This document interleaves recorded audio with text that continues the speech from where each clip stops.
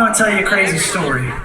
But first, I want to tell you what I've been thinking about when I've been thinking about Jesus lately.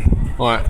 You see, when I come out and I stand before this huge crowd, I can't help but picture Jesus in the Gospels when he was standing on hillsides and preaching to multitudes. And you know what's nuts? I don't know if you've ever read the Gospels copiously. That means a lot.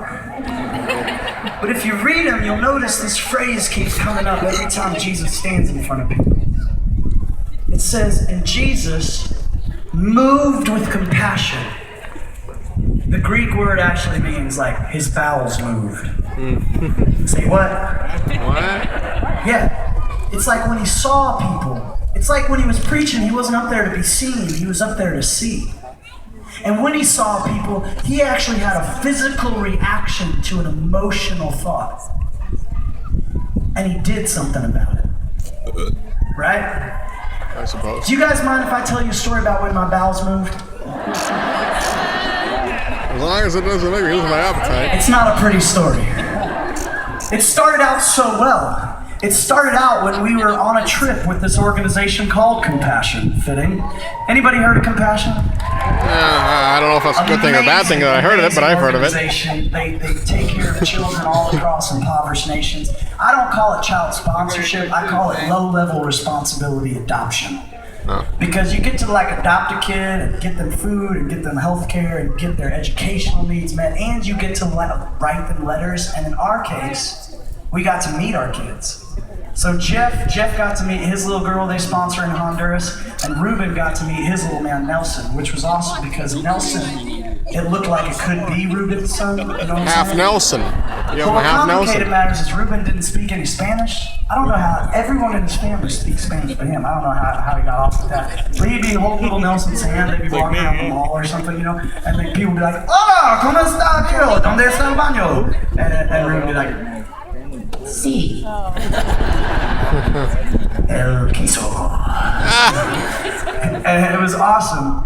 But we were in the middle of meeting these kids, and we were at this site, this child sponsorship site where they teach the kids and stuff. And we're out there, we're playing football, real football. You know what I'm saying? We're playing some soccer for you Americans, and we're having a time. You know, we're doing our thing. And then all of a sudden, I go, huh? Man, anybody else's mouth watering?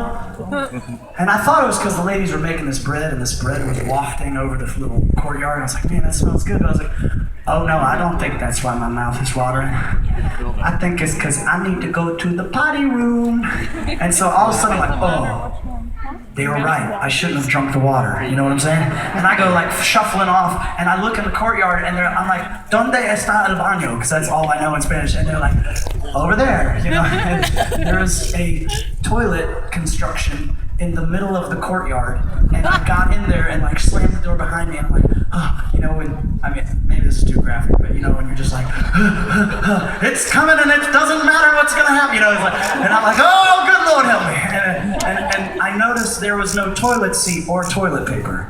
Oh. And my bowels Did he not use a phone care. book? It was all systems go at that point, so I just sat down on whatever was there, and I just started throwing up in this trash can, and I was just having. I would say I shouldn't go into it, but I guess I already have, so I'm sorry, but. And I just had the time there, and then I'm like, yeah, there's no toilet paper.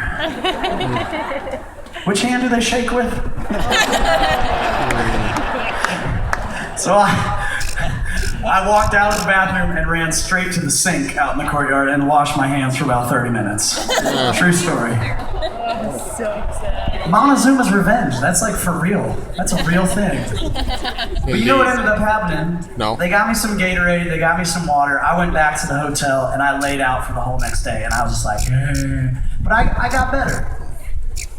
You know what's crazy? I don't know if y'all know this, and I'm not trying to put a damper on the mood at the moment, but you know how many kids I've met in countries all across the world who they couldn't afford a Gatorade or some water if they got dehydrated? Dysentery kills an unimaginable number of kids because they just don't have water. And I said, man, I gotta do something about this, you know? I felt what Jesus must have felt. I was moved in my bowels because I was moved in my bowels, you know? And I said, man, what if one of those kids got what I got? There was no one there to help them. And that's why I want to take a minute just to tell you about this organization called Compassion and give you a chance to maybe think about sponsoring one of them tonight.